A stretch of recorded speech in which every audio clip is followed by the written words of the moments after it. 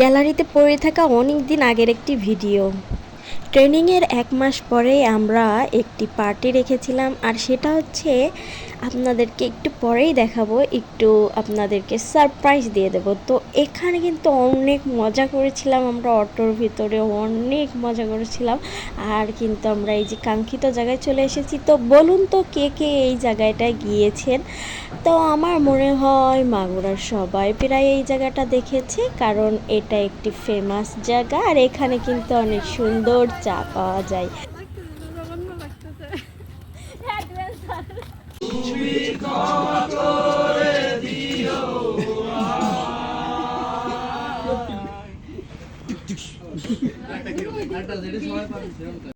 সেই আমি কেন তোমাকে দুঃখ দিলে, কেমন করে এত অচেনা হলে তুমি, কিভাবে এত বদলে গেছি এই আমি, বুকেরই শুধু হাত সরিয়ে চলো বদলে যাই। তুমি কেন বোঝো না তোমাকে চাই আমি অসহায়, আমার সবটুকু তোমায় ঘিরে, আমার অপরাধ ছিল যতটুকু তোমার কাছে, তুমি ক্ষমা করে দিও আমায়। কতটা আমি কেঁদেছি বুকের গভীরে কষ্ট নিয়ে, শূন্যতায় ডুবে গেছি আমি, আমাকে তুমি ফিরিয়ে নাও।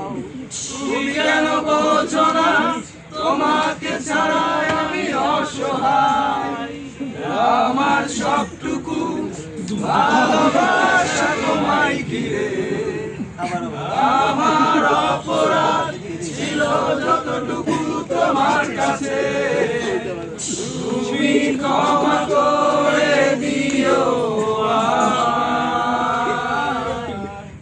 যদি হয় করি না গো ভয়, জানি আধার রাত ঘনিয়ে হবে সূর্যোদয়, আমি ভেবে নিলাম তুমি সেই লাল গোলাপ, যার নিরন্তর পাহারা দেয় এক কাঁটার বাগান।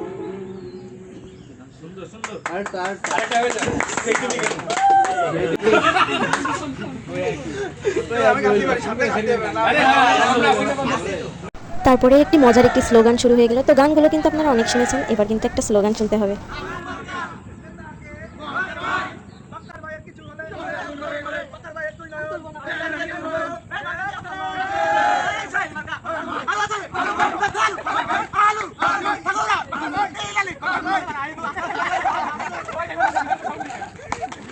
তো বলুন তো এটা কোন জায়গা হতে পারে? তো এখানে কিন্তু পোড়া রুটি এবং চা দিয়ে দিয়েছে। আসলে আমি বলেই দিচ্ছি যারা যারা না চেনেন, এটা হচ্ছে মাগুরার ইসাকাদা বাজারের একটি বিখ্যাত চা, যেখানে পোড়া রুটি এবং চা বিক্রি করা হয়। চা খাওয়া শেষ করে এখন কিন্তু বাড়ির উদ্দেশ্যে যাবো। এখানে কোনো গাড়ি পাওয়া যাচ্ছিল না, কারণ অলরেডি 6টা বেজে গিয়েছিল, আর তখন বেলাটা একটু কম ছিল। कौन है ये लोग? कहाँ से आते हैं? ভিডিওটি কে কোথা থেকে দেখছেন কমেন্টে জানাবেন, আর কে কে এই ইসাকাদা চায়ের দোকানে গিয়েছেন একটু কমেন্ট করে অবশ্যই জানাবেন। আর আমার ভিডিওটা যদি ভালো লেগে থাকে পেজটা ফলো করতে একদমই ভুলবেন না কিন্তু। টাটা, বাই বাই, আল্লাহ হাফেজ।